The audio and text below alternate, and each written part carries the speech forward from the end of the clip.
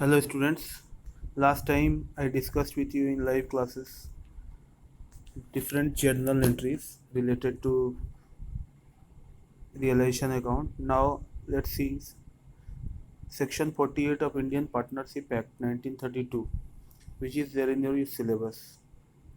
So first thing in settling the accounts of a firm after dissolution, the following rules subject to the agreement by the partner shall be observed. So first point is losses including deficiency of capital shall be paid first out of profits, next out of capital, and lastly, if necessary, by the partners individually in the proportion in which they were entitled to share profits. So, to understand this point, let's see an example which is given. So, ABC are partners in a firm sharing profit and losses equally. The capital contribution is A 50,000, B 25,000, and C 5,000. After dissolution, the firm's property is 1 lakh and the firm's debt is. From the above, it is clear that the amount of surplus of the firm is 35,000. So, however, the amount payable to partners in respect of capital are 50, 25, and 80. Therefore, deficiency of capital is there of 45,000. So, it should be shared by A, B, and C in the ratio of 15,000 each. The settlement of the accounts will be as follows. So, A will pay rupees 50,000 and will get 50,000. He will get net 35,000. So B will pay 15,000 and will get 25,000. So by subtracting that, we will get the net amount payable to B will be rupees 10,000.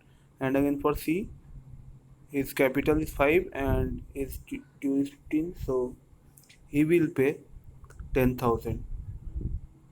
So final settlements will be surplus 35,000. C brought in 10,000, 45,000. A will get 35, B will get 10,000. So this is how this is settled.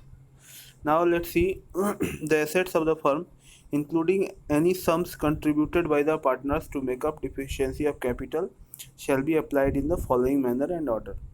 In paying the debts of the firm to third parties, in paying each partner ratably what is due to him from the firm for advances as distinguished from capital, in paying to each partner ratably what is due to him on account of capital, and the residue, if any, shall be divided among the partners in the proportion in which they were entitled to share profits.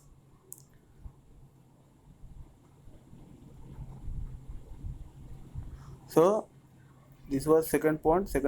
Point means that the assets of the firm, including any sums contributed by the partners to make up deficiencies of capital, shall be applied in the following manner.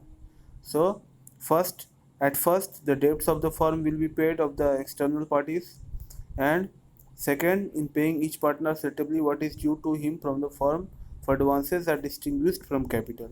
That means loan given by a partner or advances given by a partner or any asset given by the partner, all these are totally distinguished from capital. Then second, this one will be paid. Again third one, in paying to each partner ratably what is due to him on account of capital, and last, the residue, if any, shall be divided among the partners. So this is the order according to section 48 of Indian Partnership Act. Now let's see one specimen of realization account. So you can see all the assets: land and building, plant and machinery, furniture, stock, debtors, BR, joint life policies, cash, that means those liabilities which are paid off directly, sundry creditor, bill payable, outstanding expenses, bank loan, etc. And to cash, all the expenses are transferred to debit account, debit side, and in credit side, all the liabilities, sundry creditors, bills payable, outstanding expenses, bank loan will be entered. Again, as we have learnt in uh, journal entries, all the assets which are realized directly are will be entered by saying by cash, and land and building, plant and machinery, furniture, stock, debtor will be mentioned below that. So this was the realization account specimen. I am sending you one homework to make realization account and some journal entries. So make that and you will understand whether you have properly understood these points or not. Thank you.